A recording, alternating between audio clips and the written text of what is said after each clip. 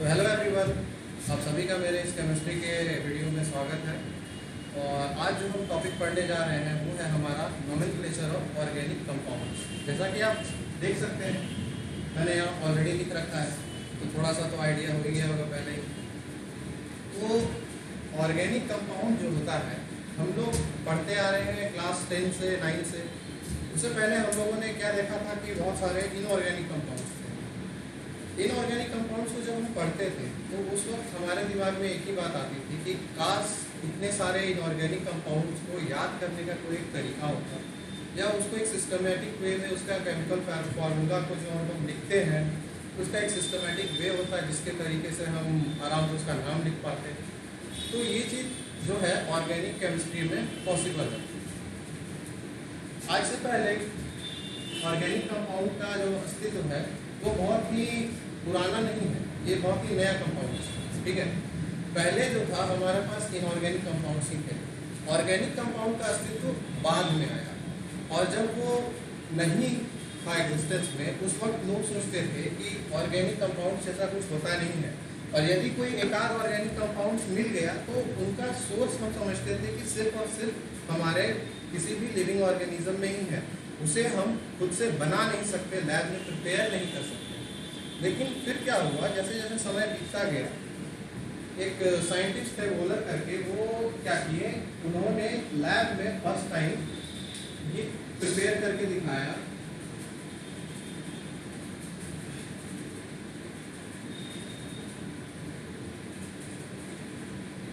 इसे हम कहते हैं यूरिया। तो इस कंपाउंड को उस साइंटिस्ट ने प्रिपेयर करके दिखाया। तो जब ये प्रिपेयर हो गया तो एक नया सीरीज ऑफ जो है सोच शुरू हो गया, एक नया सीरीज ऑफ डिस्कवरी शुरू हो गया कि हाँ, अब जो है ऑर्गेनिक कंपाउंड जो हम लोग समझते थे कि लैब में प्रिपेयर करना इम्पॉसिबल है, वो एक्चुअली में पॉसिबल है। तो जब तक हमारे पास लेबोरेटरी में इसका प्रिपरेशन का कोई तरीका नहीं था तब तक हमारे पास गिनती के कंपाउंड्स हुआ करते थे। जैसे कि आप एक देख सकते हैं यूरिया, वैसे ही देख सकते हैं C6H12O6, इसे हम ग्लूकोज कहते हैं। फिर जैसे कि फॉर्मिक एसिड हो गया,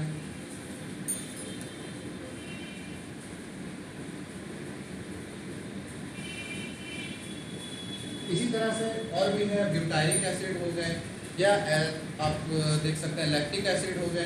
तो जो ब्यूटाइरिक एसिड है वो हमें बटर से मिल जा रहा है, जो लैक्टिक एसिड है वो हम लोगों को लैक्ट यानी कि मिल्क के सोर्स से मिल जा रहा है।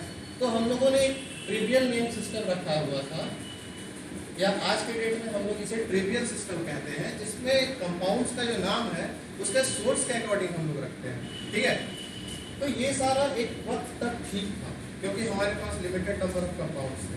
लेकिन जैसे ही डिस्कवरीज होने लगे और लैब में प्रिपेयर होने लगे बहुत सारे कंपाउंड, तब हमारा ये सिस्टम अब काम नहीं आने लगा, क्योंकि अब हमारे पास बहुत सारे ऑर्गेनिक कंपाउंड्स निकल कर आने लगे।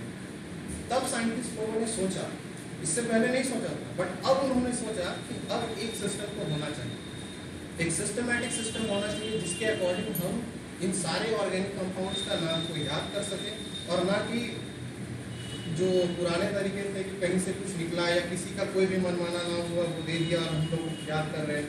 इस तरीके से समझ जाइए कि थाउजेंड्स ऑफ ऑर्गेनिक कंपाउंड्स हैं, तो क्या सबके नाम को याद कर पाना पॉसिबल है? नहीं। इसीलिए हमें एक सिस्टमैटिक नेमिंग की बहुत ज़्यादा ज़रूरत थी। तो बहुत सारे नेमिंग सिस्टम्स आए, जैसे कि पहले हमारा ट्रिवियल था, फिर हमारा क्या आया, एडिटिव आया, फिर क्या आ गया, डिराइव्ड सिस्टम आ गया। ठीक है, फिर क्या आया, कॉमन नेम सिस्टम आ गया, फिर क्या आ गया हमारा, और भी इस तरह से बहुत सारा आता है। लास्ट में हम लोगों ने एक सिस्टम को अपनाया जिसका नाम था IUPAC सिस्टम। ठीक है, इस सिस्टम पर आके हम लोगों ने सब कोई जो भी थे, विश्व के जितने भी साइंटिस्ट थे, सब लोगों ने इसमें एग्री किया कि हाँ, ये एक तरीका है जिससे हम बहुत सारे ऑर्गेनिक कंपाउंड्स की नेमिंग कर सकते हैं, और बहुत ही अच्छे तरीके से नेमिंग हम लोग कर सकते हैं। ठीक है, तो फाइनली हमारे पास अब क्या हुआ, ये एक ब्रीफ हिस्ट्री था जिससे हम लोगों को ये समझ में आया कि क्यों हम लोग आखिर नेमिंग करते हैं, या नोमेनक्लेचर वर्ड की क्यों ज़रूरत पड़ी, या ऑर्गेनिक कंपाउंड्स के नोमेनक्लेचर की जरूरत हमें क्यों पड़ी। ठीक है, तो अब हम क्या देखेंगे, आईयूपीएसी सिस्टम। ठीक है, पहले हम लोग आईयूपीएसी सिस्टम देखते हैं, फिर हम लोग धीरे धीरे और भी सिस्टम्स के बारे में जानेंगे।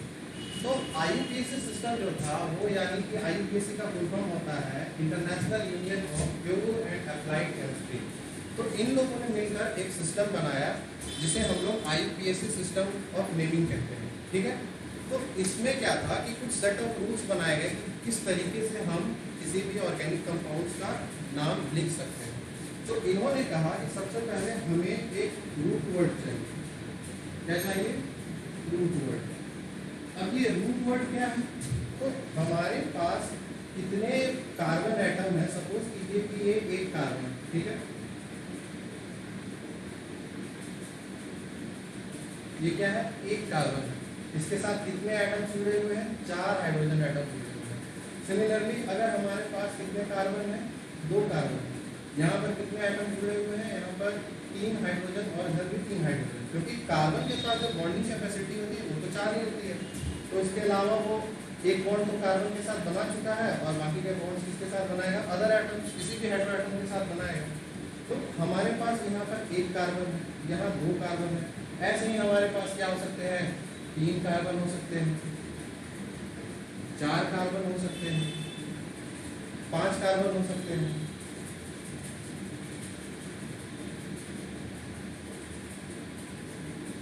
तो इस तरीके से 1 2 3 4 5 6 7 8 9 10 कितने भी लंबे कार्बन की चेन हो सकती है।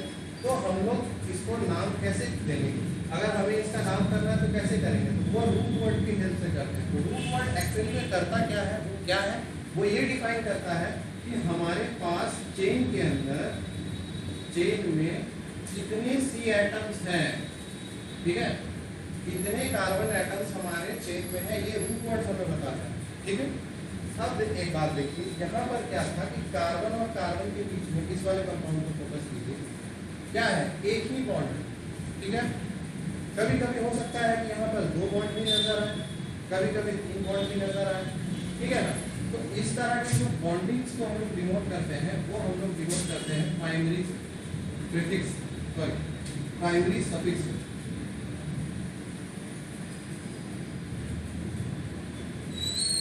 प्राइमरी सफिक्स हमारा क्या हो गया? वो हमारा हो गया जो डबल बॉन्ड या सिंगल बॉन्ड या ट्रिपल बॉन्ड को दिखाएगा। तो ये वाले जो सिस्टम में हमें कौन सा कार्बन चेन कितने बॉन्ड्स को रखा हुआ है, कहने का मतलब जैसे कि आप एक ये कार्बन चेन देखिए, इसमें क्या है? हमें 5 कार्बन एटम देखने को मिल रहे हैं। अब इस 5 कार्बन एटम के बीच में हमें क्या दिख रहा है कि सारे के सारे बॉन्ड कैसे हैं? सिंगल है। अब एक क्या कर दीजिए, यहाँ पर एक डबल बॉन्ड लगा दीजिए। अब क्या हो गया कि डबल बॉन्ड होने के कारण अब तो ये कंपाउंड अलग हो गया। पहले हमारा कंपाउंड कैसा था? ऐसा था। कार्बन की संख्या तो सेम है लेकिन बॉन्ड क्या है? डिफरेंट है। तो यानी कि जो नाम हम इसे दे सकते हैं वो नाम हम इसे नहीं दे सकते हैं। तो इस चीज को डिफरेंशिएट करने के लिए हमें एक सफिक्स की जरूरत है, जिसे हम बोलते हैं प्राइमरी सफिक्स। सिमिलरली समझ लीजिए कि कंपाउंड पहले ऐसा था, अब हमारे पास 3 ट्रिपल बॉन्ड यहाँ बन गए। तो ट्रिपल बॉन्ड वाले कंपाउंड और ये सिंगल बॉन्ड वाले कंपाउंड दोनों ही आपस में डिफरेंट हो गए। तो अब जो नाम इसे दे रहे हैं वो नाम हम इसे नहीं दे सकते, तो हमें फिर से कोई अलग सफिक्स लगाना पड़ेगा। तो हम क्या कहते हैं कि जो हमारा सिंगल बॉन्ड है उसके लिए हम लोग जो सफिक्स यूज करते हैं प्राइमरी, वो यूज करते हैं ए, सिंगल बॉन्ड के लिए। जो हम डबल बॉन्ड के लिए सफिक्स यूज करेंगे वो हमारा होता है ई। ठीक है, और ट्रिपल बॉन्ड के लिए हम लोग जो यूज करते हैं वो होता है हमारा वाई एंड ई। अब यहाँ देखिए कि इस कंपाउंड में क्या है? एक ही ट्रिपल बॉन्ड है। ठीक है, इस कंपाउंड में देखिए क्या है? एक डबल बॉन्ड है। ऐसा भी तो हो सकता है कि कंपाउंड के अंदर 2 या 3 डबल बॉन्ड हो जाए, जैसे कि यहाँ पर भी डबल बॉन्ड हो जाए और ये कार्बन भी ट्रिपल बॉन्ड हो जाए। ठीक है, अब क्या करेंगे? क्या फिर से नेम सेम ही है? नहीं, अब तो फिर तो नेम तो चेंज नहीं हो, चेंज हो गया। सेम नेम तो हम दे नहीं सकते। तो क्या करेंगे? जैसे यहाँ पर हमें 2 वाइन है और यहाँ 2 इन है, यानी डबल बॉन्ड है, तो उसके लिए हम लोग क्या करते हैं? इन के आगे जैसे डाई 3 लगा देते हैं। ठीक है, तो मान लीजिए इसी तरह यहाँ पर 3 इन होता यानी फिर एक डबल बॉन्ड और होता है, यहाँ देखिए double bond double bond double bond. तो हम क्या करते हैं, ट्राई लगा देते हैं कंपाउंड में, जो भी नाम होता है उसके बाद सफिक्स में हम लोग यूज करते हैं डाई ट्राइन। अभी आप लोग इतना ही समझिए, जो समझा रहा हूँ कंपाउंड के साथ कैसे लगाना है वो हम लोग जब एक बार पूरा सीख लेंगे सिस्टम को, तो लास्ट में हम लोग अच्छे से अप्लाई करके जान लेंगे। अभी फिलहाल ये याद करते जाएंगे। तो सिमिलरली अगर हमारे पास ट्रिपल बॉन्ड 2 है तो हम लोग क्या लगाएंगे, डाई YNE। तो इस तरह से हम लोग क्या करते हैं, डाई ट्राई ये सब हम लोग लगा के बता देते हैं कि कितने सारे हैं। ठीक है, अब हमारे पास जो नेक्स्ट निकल के आता है वो होता है हमारा सफिक्स, यानी सेकेंडरी सफिक्स। सेकेंडरी सफिक्स क्या होता है, तो सेकेंडरी सफिक्स जो है वो हमारा फंक्शनल ग्रुप है।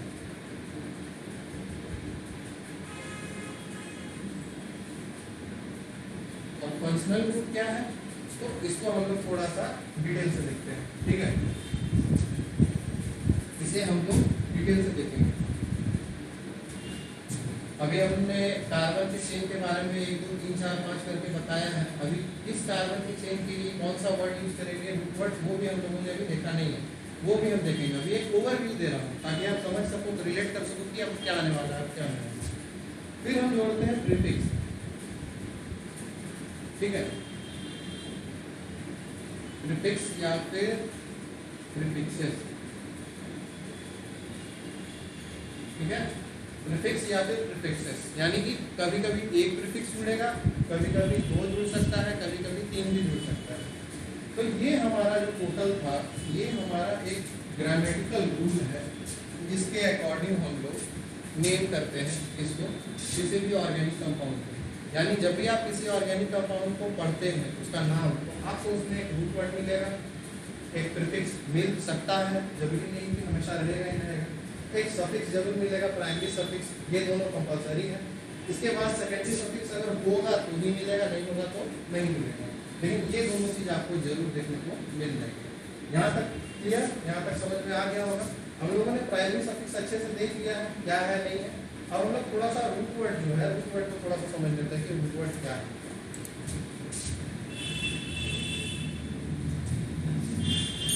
पॉज कर दी वाला लाइन आ गया। हाँ? अरे तो अब हम लोग देखने जा रहे हैं रूट वर्ड किसे कहते हैं। जैसा कि मैंने बताया कि कार्बन की चेन में number of carbon atoms different हो सकते हैं, कभी वो 1 हो सकते हैं, 2 हो सकते हैं, 3 हो सकते हैं, 4 5 6, इस तरह से कितने भी हो सकते हैं।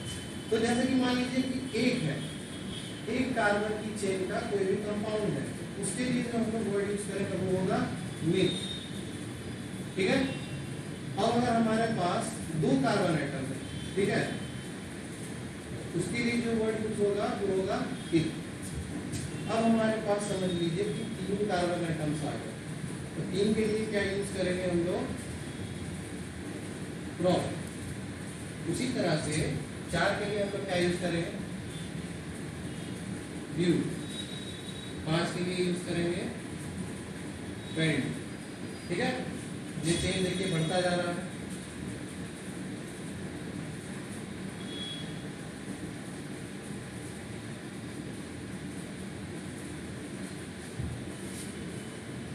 अब हम लोग देखते हैं अगर 6 कार्बन एटम हो किसी चेन में तो हम लोग क्या यूज करेंगे, वर्ड हेक्स। 7 के लिए क्या करेंगे, हेप। 8 के लिए क्या यूज करेंगे, ऑफ। 9 के लिए क्या यूज करने वाले हम लोग, नॉन। 10 के लिए क्या यूज करेंगे, डेक। ठीक है, अब देखिए जनरली आप लोगों को जो पढ़ना है वो इतना से काम चल जाता है। ठीक है, लेकिन कभी कभी क्या होता है कि कुछ एक्स्ट्रा भी कभी कभी लंबे कंपाउंड आप लोगों को देखने के लिए मिल जाते हैं, लेकिन बहुत ज़्यादा आप लोगों को नहीं मिलेंगे। जैसे कि मान लीजिए 11 चेन का आपको मिल गया, तो आप क्या लिखेंगे वहाँ पे, अनटेक। ठीक है, 12 चेन के लिए मिल गया तो क्या लिखेंगे आप, टू टेक। 13 के लिए मिल गया, फिर क्या लिखेंगे आप, ट्राई टेक। ठीक है, इसी तरह से 14 के लिए टेट्रा टेक। यानी इस तरह से ये सीरीज चलता जाएगा, ठीक है। बहुत सारा आपको मिलेगा, लेकिन आप लोगों को जो पढ़ना है ना, आप अगर 1 से लेकर 10 तक ही सिर्फ याद कर लीजिए तो आप लोगों का काम इसमें से हो जाएगा। आप लोगों को और ज़्यादा करने की ज़रूरत नहीं पड़ेगी। जैसे 20 के लिए हम लोग क्या यूज़ करते हैं, आइकॉन्स यूज़ कर लेते हैं, है कि नहीं। 30 रहेगा, ट्राइकॉन्स यूज़ कर लेंगे, इस तरह से बढ़ते जाएगा। तो ये सारे जो थे हमारे रूट वर्ड्स थे। अब देखिए, जैसे हम लोगों ने देखा मिथ, ठीक है, और प्राइमरी सफिक्स हम लोगों ने पढ़ा था क्या, इन, ए और वाई। तो मान लीजिए हमारे पास कोई एक कंपाउंड सिंगल चेन का है, तो इसमें तो हमारा डबल बॉन्ड या ट्रिपल बॉन्ड जो है वो पॉसिबल नहीं है, ठीक है ना। इसके साथ डबल बॉन्ड ट्रिपल बॉन्ड करने के लिए कोई और एक अलग हेटेरो एटम तो चाहिए ही चाहिए, दूसरा कार्बन एटम तो चाहिए। मान लीजिए कि इसके साथ सिंपल अगर एल्केन का चेन, ठीक है ना, एल्केन मतलब जिसमें सिंगल बॉन्ड, ठीक है। ये सब आप लोग क्लास 10 में थोड़ा तो पढ़े होंगे, एल्केन, एल्कीन, अल्काइन, ठीक है। तो ये जो है कार्बन के साथ में आप देखिए 4 हाइड्रोजन जुटे हुए हैं, और ये जो हमारा कार्बन है कहीं पे भी डबल बॉन्ड करता हुआ नजर नहीं आ रहा है। तो ये क्या होगा, हमारा कंपाउंड का अगर हम नाम लिखना चाहें तो वो क्या होगा, एक के लिए मिथ, और कहीं पे भी डबल बॉन्ड नहीं है तो सिंगल बॉन्ड के लिए ए, ये होता है सिंगल बॉन्ड के लिए, इन होता है डबल बॉन्ड, वाइन होता है हमारा ट्रिपल बॉन्ड के लिए। तो इसका सिंपल नाम जो निकल के आ जाता है वो हो जाता है मीथेन, ठीक है, कोई दिक्कत नहीं। इस तरह से 2 कार्बन की चेन, ठीक है ना, कार्बन 2 ही है इसमें, और हमारे पास क्या है यहाँ पर देखिए सिंगल बॉन्ड। सिंगल बॉन्ड के लिए फिर हम क्या लिखेंगे, इसके लिए वर्ड उठाएंगे हम लोग विथ और ए, यानी मीथेन हो गया। अब अगर देखिए यहाँ पर डबल बॉन्ड लग जाए, अब इसका नाम बदल के क्या हो जाएगा, जो रूट वर्ड था वो हमेशा सेम रहेगा, इथ होगा, लेकिन डबल बॉन्ड के लिए हमारे पास क्या है, इन है, तो हो जाएगा इथेन। सिमिलरली हमें अगर वाइन पर लगाना हो तो यहाँ पर कार्बन कार्बन के बीच में ट्रिपल बॉन्ड होना बहुत ज़रूरी है, ठीक है। ये कार्बन कार्बन के बीच में अगर ट्रिपल बॉन्ड हो तो हम क्या कहेंगे इसे, अब इथाइन। तो इस तरह से हम लोग रूट वर्ड और प्राइमरी सफिक्स लगा के किसी भी जो कंपाउंड है 1 से 10 तक नाम लिख सकते हैं, ठीक है। अब जैसे ये प्रोपीन है या प्रोपेन है या प्रोपाइन है, कैसे जानेंगे, कार्बन कार्बन के साथ में हम बॉन्ड लिख के जान जाएंगे। अगर यहाँ पर सिंगल बॉन्ड ही है, carbon single bond carbon single bond carbon, यानी 3 कार्बन का चेन और सिर्फ सिंगल बॉन्ड ही है, तो आराम से इसके लिए वर्ड उठाएंगे हम लोग प्रोप और लिखेंगे ए, यानी प्रोपेन। अब यहाँ कहीं डबल बॉन्ड दिख जाए तो यहाँ से उठाएंगे प्रोप और ये हो जाएगा ई। ट्रिपल बॉन्ड दिख गया तो क्या हो जाएगा, प्रोप और वाइन। इस तरीके से आप लोग जोड़ जोड़ के नाम बना सकते हैं, काफी इजी है, ठीक है। हम लोगों ने यहाँ पर रूट वर्ड और प्राइमरी सफिक्स को देख लिया। अब जो हमें देखना है वो हम देखेंगे प्रीफिक्स और सेकेंडरी सफिक्स। तो सबसे पहले हम सफिक्स देख लेते हैं, secondary suffix. Sorry,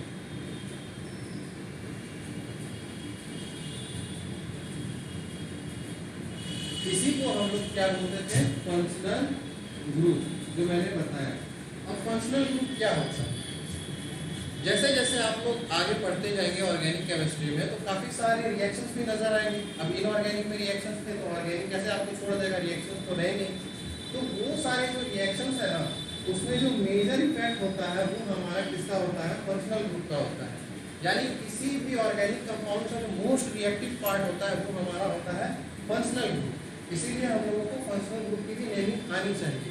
functional group क्या है, सिंपली अगर आप इसको समझना चाहें आसान भाषा में तो ये रिएक्टिव पार्ट होता है किसी भी ऑर्गेनिक कंपाउंड का, ठीक है। किसी भी चेन में अगर फंक्शनल ग्रुप प्रेजेंट है तो पहले जो रिएक्ट करेगा वो फंक्शनल ग्रुप ही करेगा, या फंक्शनल ग्रुप के इफेक्ट के कारण चेन रिएक्ट करेगा, ठीक है। तो फंक्शनल ग्रुप बहुत ही ज़्यादा जरूरी चीज़ है। हमारे पास बहुत तरह के फंक्शनल ग्रुप अवेलेबल है, लेकिन जो हम लोग 11, 12 या फिर उसके आगे की स्टडीज में पढ़ते हैं, मैं बहुत ज़्यादा हायर स्टडी की बात नहीं कर रहा हूँ, लेकिन फिर भी अगर नीट जेईई की तैयारी कर रहे हो तो ये जो कुछ limited number of functional group बता रहा हूँ उतना से काम आपका हो जाएगा। तो सबसे पहले आप देखिए COOH, ठीक है, इसे हम बोलते हैं कार्बोक्सिलिक एसिड। क्या बोलते हैं, कार्बोक्सिलिक एसिड। ये तो आप किसी भी फॉर्मूले में दिखा सकते हो, ये इसका नाम हो गया आपकी जानकारी के लिए।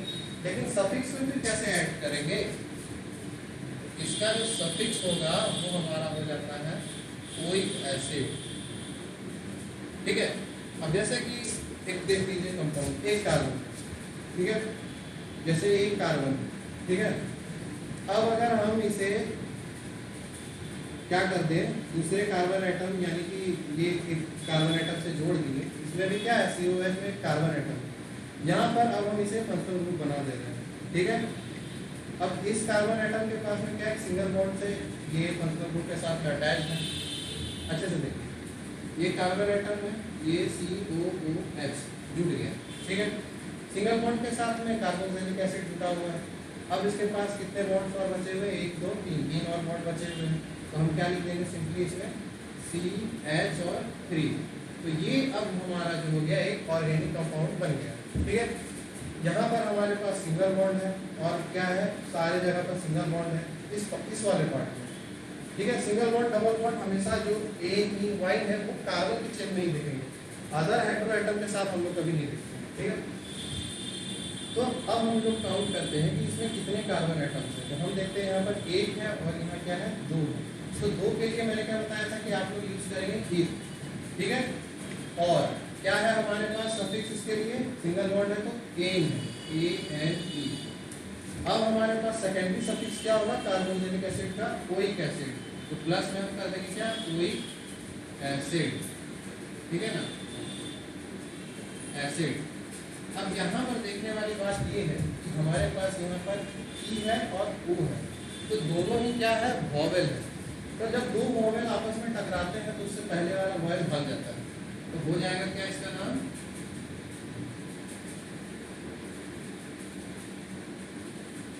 इथेनोइक एसिड, ठीक है। इसका नाम क्या हो गया, इथेनोइक एसिड। तो इस तरह से सफिक्स को आप ऐड करके नाम लिख सकते हैं। तो ये तो हमारा पहला सफिक्स हो गया, ठीक है। अब इसके बाद जो हमारा आ जाता है वो आ जाता है सल्फोनिक एसिड, जिसका फॉर्मूला होता है SO3H। इसे हम बोलेंगे सल्फोनिक एसिड,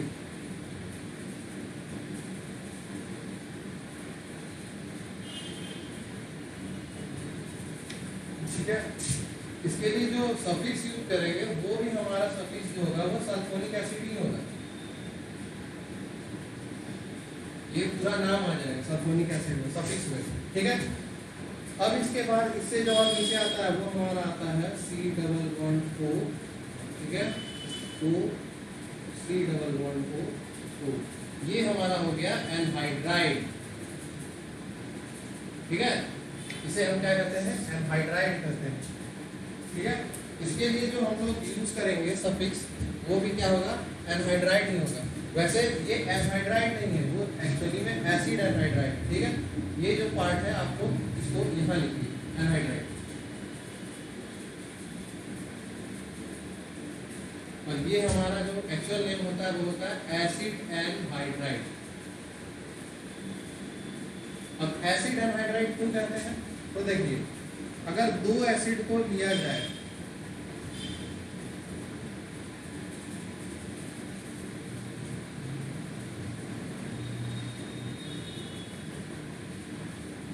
इधर कोई सा भी कार्बन का चेन होगा जिसे हम R से डिनोट करते हैं, ठीक है।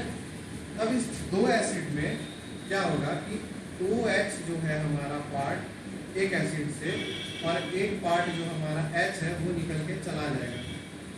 जैसे कि ये वाला पार्ट जो है H के साथ OH वाला और ये वाला पार्ट जो H है वो दोनों आपस में निकल के चला गया। अब जब ये पार्ट यहाँ से निकल गया वाटर बन के निकल जाता है तो हमें एक कंपाउंड देखने को मिलता है रिएक्शंस में, वो हमारा हो जाता है ऐसा। इसी पार्ट को हम लोगों ने एक फंक्शनल ग्रुप बना दिया जिसे हम कहते हैं क्या, एसिड एनहाइड्राइड, ठीक है। तो ये कुछ नहीं है, एसिड से ही मिलके बना है एसिड एनहाइड्राइड। और इसके रिएक्शंस आप लोगों को आगे के चैप्टर्स में देखने को मिलेगा, बहुत इंटरेस्टिंग रिएक्शंस है, रिएक्शन पढ़ने में बहुत मजा आता है, ठीक है। अब हम लोग देखते हैं क्या अगला, जैसे हो गया COCl2, ये हमारा हो गया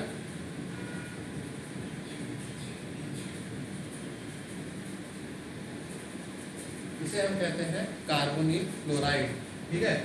इसके लिए जो हम लोग वर्ड यूज करेंगे वो हो जाएगा ऑयल क्लोराइड।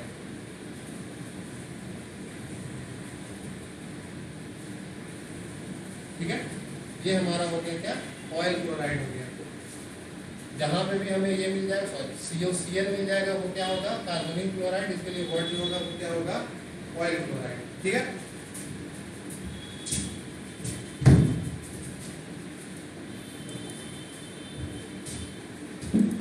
तो देखिए यहाँ पर हम लोगों ने कार्बोनिल क्लोराइड का देखा। अब हम लोग आगे देखते हैं और क्या क्या हमारे पास में है।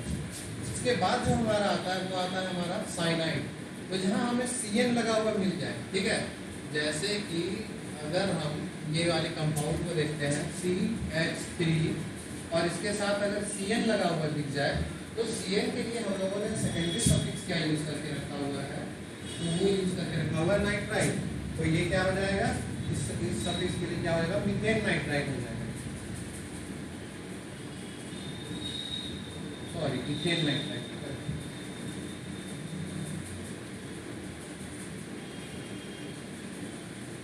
उसी तरह से जब हमें एल्डिहाइड दिखे तो हम लोग एल्डिहाइड के लिए कौन सा सफिक्स यूज करेंगे, तो AN यूज करेंगे। जैसे कि ये CH3 CHO, इसके लिए यूज करेंगे हम लोग इथेनल। ठीक है, ये इथेनल हो गया। अब हम बात करते हैं कीटोन की, ठीक है ना। तो जैसे हमें क्या मिल रहा है, CH3 C double bond O और CH3। तो कीटोन में देखिए मैंने ऐसा एक स्ट्रक्चर बनाया जिसमें कार्बन है और उसके ऊपर डबल बॉन्ड O है और दोनों ही तरफ क्या है, एक सिंगल बॉन्ड है। तो वो जो सिंगल बॉन्ड है वो किसके साथ अटैच होगा, किसी भी अल्काइल ग्रुप के साथ में होगा, या कह लीजिए किसी भी कार्बन चेन के साथ में अटैच होगा। तो इसके कारण फिर हम लोग इसमें काउंटिंग करेंगे और इसके नाम लिखेंगे। जैसे यहाँ हमें कितने देखने को मिल रहा है, 1 2 3, तो हम इसे कह सकते हैं ये क्या है, प्रोपेनोन। ठीक है, क्या हो गया, प्रोपेनोन। अब ये प्रोपेनोन कैसे हुआ, तो देखिए PROP ये हमारा हो गया रूट वर्ड, प्लस हो गया ANE ये हमारा हो गया प्राइमरी सफिक्स। अब हमारा ONE जो हमारा क्या है, सेकेंडरी सफिक्स है, जो इस वाले पार्ट के कारण हमारा आ रहा है। तो जैसा कि मैंने बोला था कि दो वोवेल जब एक साथ आ जाए तो उसके पहले वाला वोवेल गायब हो जाएगा। तो हम लोग इसका नाम लिख देते हैं प्रोपेन ONE यानी प्रोपेनोन, यानी सिंपली इसका नाम क्या हो गया, प्रोपेनोन। उसी तरह जो कि हमें OH अगर देखने को मिल जाए तो हम लोग उसके लिए सफिक्स यूज करेंगे OL। अमीन देखने को मिल जाए तो हम लोग यूज करेंगे अमीन। अमीन के लिए हम लोग सिर्फ अमीन ही यूज करेंगे। ठीक है, तो ये सारे हमारे जो हो गए सेकेंडरी सफिक्स हो गए। इसके अलावा में भी बहुत सारे सेकेंडरी सफिक्स है, बट उनको हम यूज नहीं कर रहे हैं अभी यहाँ पर, क्योंकि उनका यूज जो है ज़्यादा होता नहीं है। जनरली ये सारे ही यूज होते हैं। एक और जो हमारा यूज होता है वो हमारा ईथर है। तो वो जब हम लोग पढ़ेंगे तो पढ़ते पढ़ते हम लोग इसको कवर कर लेंगे। इसका जो सिंबल होता है तो ये होता है, ठीक है, एक तरफ कुछ लगा दीजिए, एक तरफ फिर लगा दीजिए दूसरा अल्काइल ग्रुप। तो ये हमारा क्या हो गया, ईथर हो गया। इसका हम लोग नाम लिखते हैं डाई मिथाइल ईथर। ठीक है, तो ये ईथर है, उसके लिए भी वर्ड यूज हो रहा है ईथर। तो ये मैं आगे की एक और नॉमेनक्लेचर है उसमें मैं कवर करूंगा, इसे यहाँ पर अभी छोड़ रहा हूँ। ठीक है, अब हम लोगों ने देख लिया सफिक्स क्या है, सेकेंडरी सफिक्स क्या है। तो अब हमारे पास जो बच जाता है वो हमारा बच जाता है वो है प्रीफिक्स। तो कुछ कंपाउंड्स में आपको देखने को मिलेगा जैसे कि ये क्लोरीन एटम, ठीक है, कभी देखने को मिलेगा ब्रोमीन है, या फिर हमें आयोडीन देखने को मिल रहा है, ठीक है, या फिर फ्लोरीन देखने को मिल रहा है। कुछ भी इस तरह से बहुत सारे चीज आप लोगों को देखने को मिलेंगे। तो फिलहाल में आप ये सारे ही देखिए, इस तरह की कुछ चीजें देखने को आपको मिल रही है। फिर जैसे हमारे पास एक और हो गया जैसे NO2 हो गया, तो और भी कभी देखने को मिल जाएगा, सिर्फ आपको NO देखने को मिल जाएगा। तो ये सारी जो चीजें हैं इन सब को हम लोग तो अच्छे से पहचानते हैं। ये क्लोरीन है, ये क्या है, ब्रोमीन है, ये आयोडीन है, ये फ्लोरीन है, ये नाइट्रो है, ठीक है ना, या नाइट्रोजन डाइऑक्साइड है, ठीक है। तो ये मोनोक्साइड है। तो इन सब चीजों के जब भी प्रेजेंस आप लोगों को किसी कार्बन चेन में मिले तो ये सारी चीजों को हम लोग किसमें काउंट करते हैं, तो प्रीफिक्स में काउंट करते हैं। ठीक है, और जैसे ही क्लोरीन मिल जाए तो उसके लिए हम लोग प्रीफिक्स लगाएंगे क्लोरो, ब्रोमीन दिखे तो हम लोग लगाएंगे ब्रोमो, आयोडीन दिखे तो उसके लिए लगाएंगे आयोडो, ठीक है। फ्लोरो, फ्लोरो हो गया, ये हो गया हमारा नाइट्रो, और ये नाइट्रोसो, ठीक है। ये कैसा हो गया हमारा नाइट्रोसो, ठीक है। तो ये सारे जो हो गए वो हमारे हो गए प्राइमरी प्रीफिक्स। तो इन सबको हम लोग क्या करेंगे, पहले जोड़ेंगे। नाम देखिए प्रीफिक्स जो पहले जुड़ जाता है, और ये क्या है सफिक्स, यानी कि जो बाद में जुड़ता है। तो ये पूरा का पूरा IUPAC ने ग्रामेटिकल रूल्स बनाया। जैसे ग्रामर होता है इंग्लिश लैंग्वेज के लिए, वैसे ही ये हमारा ऑर्गेनिक केमिस्ट्री का ग्रामर है कि ऐसे ही हमें लिखना है। तो इस तरीके से लिख के हम किसी भी ऑर्गेनिक कंपाउंड्स के जो भी है नेम को आराम से लिख देते हैं। तो ये सारा तो हमारा स्ट्रेट चेन के लिए हो गया। अभी हम लोगों ने बहुत सारे और भी कंपाउंड्स जानते हैं या देखेंगे आगे चल के, जैसे कोई साइक्लिक कंपाउंड हो गया है ना, ये साइक्लिक कंपाउंड हो गया, या फिर इसी में हम कभी एरोमेटिक कंपाउंड को देखेंगे तो उनकी भी नेमिंग होती है, वो एक अलग तरीका है, वो भी हम लोग आगे चल के सीखेंगे। अभी हम लोग सिर्फ देखने जा रहे हैं क्या, ये सिंपल स्ट्रेट चेन में देखा। अभी अगर कहीं पे हम लोग एक साइक्लिक का अगर एग्जांपल देख ले, अगर जैसे कि ये क्या है, एक कार्बन का कंपाउंड बनाता हूँ, देखिए इस जगह पर बना दे रहा हूँ। इसके कॉर्नर्स को मान लीजिए कि कार्बन एटम है, ऐसे कंपाउंड्स आप लोगों को देखने को मिले होंगे। इसके कॉर्नर्स को मानिए कार्बन एटम है, तो कितने कॉर्नर्स है, 1 2 3 4 5 और 6। तो 6 के लिए हम लोगों ने वर्ड यूज किया था हेक्स, ठीक है। कहीं पे भी डबल बॉन्ड तो देखने को मिल नहीं रहा है, ये सारे के सारे सिंगल बॉन्ड है, तो क्या हो गया हेक्सेन, ठीक है। तो क्या हेक्सेन बोल देने से ये हो जाएगा, अगर ये हेक्सेन है तो फिर ये क्या है, 1 2 3 4 5 और 6, ये भी तो 6 कार्बन का है और सिंगल बॉन्ड है, तो इसका भी तो नाम हेक्सेन ही होना चाहिए। फिर इन दोनों को डिफर कैसे करें, तो ये डिफरेंस करने के लिए हम लोग इसके आगे लगाते हैं साइक्लो, जो कि क्या है अगेन प्रीफिक्स है। तो साइक्लिक कंपाउंड के लिए हम लोग क्या लगा देते हैं, साइक्लो वर्ड यूज करते हैं, ठीक है। तो इस तरीके से आप लोग मोर और लेस आज 80% नेमिंग आप लोगों ने सीख लिया है। अब देखिए हम लोग क्या करते हैं कि कुछ कंपाउंड्स में नाम ट्राई करते हैं लिखने का।